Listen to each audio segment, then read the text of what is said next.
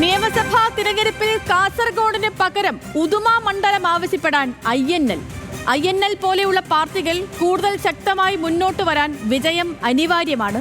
മുന്നണി നേതൃത്വത്തെ പ്രയാസപ്പെടുത്തുന്ന നീക്കം INLന്റെ ഭാഗത്തു നിന്നും ഉണ്ടാകില്ല എന്നും അർഹിക്കുന്ന അംഗീകാരം LDF നൽകിയിട്ടുണ്ടെന്നും കാസിം ഇരിക്കൂർ ന്യൂസ് മലയാളത്തോട് പറഞ്ഞു.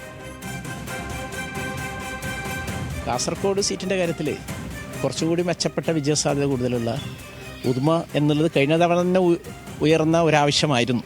പിന്നീട് ഇടത് നേതൃത്വത്തിൻ്റെ നിർദ്ദേശത്തിന് മുമ്പിൽ ഞങ്ങൾ വഴങ്ങിയായിരുന്നു സംഭവം. ഇത്തവണ അന്തരീക്ഷമൊക്കെ മാറി ഇപ്പോൾ മൊത്തത്തിൽ. അതുകൊണ്ട് തന്നെ ഒരിക്കൽ കൂടി കൂടുതൽ ഇമ്പ്രൂവ് ചെയ്യുന്നതിന് വേണ്ടിയുള്ള ശ്രമങ്ങൾ ഞങ്ങളുടെ ഭാഗത്തുനിന്നുണ്ടാവും. ഇവിടെ ലോക്കൽ ബോഡി തെരഞ്ഞെടുപ്പിന് ശേഷം കേരളത്തിൽ സംജാതമായ രാഷ്ട്രീയ സവിശേഷതകളുണ്ടല്ലോ. അത്തരമൊരു ഘട്ടത്തിൽ INL പോലുള്ള പാർട്ടികൾ കൂടുതൽ ശക്തമായി മുന്നോട്ട് വരണമെന്നുള്ള ഒരാഗ്രഹം എല്ലാ വിഭാഗത്തു നിന്നുമുണ്ട്. 2021 3 മണ്ഡലങ്ങളിലാണ് INL മത്സരിച്ച കൂടുതൽ കാര്യങ്ങൾ നമ്മുടെ ബെൻസൺ പറഞ്ഞുതരും. Benson, good morning. ഇപ്പോൾ കൂടുതൽ വിജയസാധ്യതയുള്ള മണ്ഡലം അതാണോ ഇപ്പം INLനെ ഉദുമയിലേക്ക് ചോദിക്കാൻ പ്രേരിപ്പിക്കുന്ന ഘടകം? ഇക്കാര്യം നേതൃത്വത്തെ അറിയിച്ചിട്ടുണ്ടോ? വിവരങ്ങൾ എങ്ങനെയാണ്?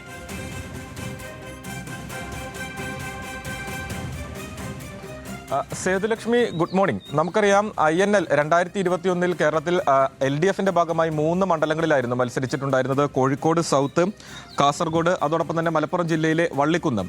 അതിൽ ഈ മലപ്പുറം ജില്ലയിലെ വള്ളിക്കുന്നും അതോടൊപ്പം തന്നെ കാസർഗോഡ് എന്നീ 2 മണ്ഡലങ്ങൾ തീരെ വിജയസാധ്യത കുറഞ്ഞ മണ്ഡലങ്ങളാണ്. രണ്ടും ലീഗിന്റെ കോട്ടകളെന്ന് അവകാശപ്പെടാനാകുന്ന അത്രത്തോളം ശക്തി കേന്ദ്രങ്ങളായിട്ടുള്ള മണ്ഡലങ്ങളാണ്. അവിടെ 2ഇടങ്ങളിലും കഴിഞ്ഞ തവണ തോൽക്കുകയും കോഴിക്കോട് സൗത്തിൽ അഹമ്മദ് ദേവർകോവിൽ വിജയിക്കുകയും മന്ത്രിയാവുകയും ചെയ്തതാണ്.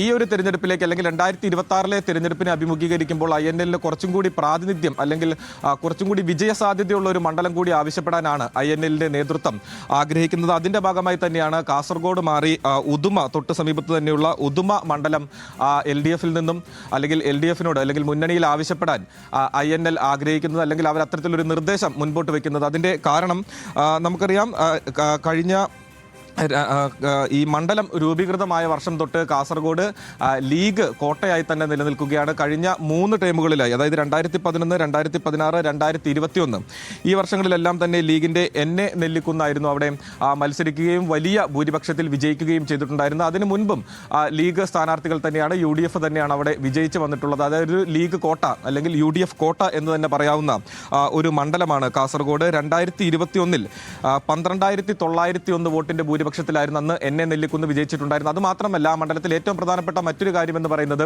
അവിടെ ഈ LDF സ്ഥാനാർത്ഥി അല്ലെങ്കിൽ INL സ്ഥാനാർത്ഥി എല്ലാ തിരഞ്ഞെടുപ്പുകളിലും 3ാം സ്ഥാനത്താണുള്ളത് എന്നുള്ളതാണ്. അതായത് 2ാം സ്ഥാനത്തുള്ളത് BJP ആണ്. BJPക്ക് അവിടെ വലിയ വോട്ടിന്റെ ഭൂരിപക്ഷമുള്ള ഒരു മണ്ഡലമാണ്. അപ്പോൾ അത്രത്തോളം വിജയ സാധ്യത കുറഞ്ഞ ഒരു മണ്ഡലത്തിൽ ഇത്തവണയും സ്ഥാനാർത്ഥിയെ നിർത്തുന്നതിനോട് INLനുള്ളിൽ തന്നെ നേതാക്കൾക്ക് തന്നെ വലിയ എതിർപ്പുണ്ട്. അപ്പോൾ ആ മണ്ഡലം CPM ഏറ്റെടുക്കുകയും തൊട്ട് സമീപത്തുള്ള ഉദുമ മണ്ഡലം, അത് നമുക്കറിയാം കാലങ്ങളായി LDF വിജയിച്ചു വരുന്ന മണ്ഡലമാണ്. 1991 മുതൽ CPIM വിജയം വരിച്ചു വരുന്ന മണ്ഡലമാണ്. അപ്പോൾ ആ മണ്ഡലം INLന് നൽകുകയും CPM കാസർഗോഡ് മണ്ഡലം ഏറ്റെടുക്കുകയും ചെയ്യുമോ എന്നൊരു നിർദ്ദേശം ഇനി അറിയേണ്ടതും ബെൻസൺ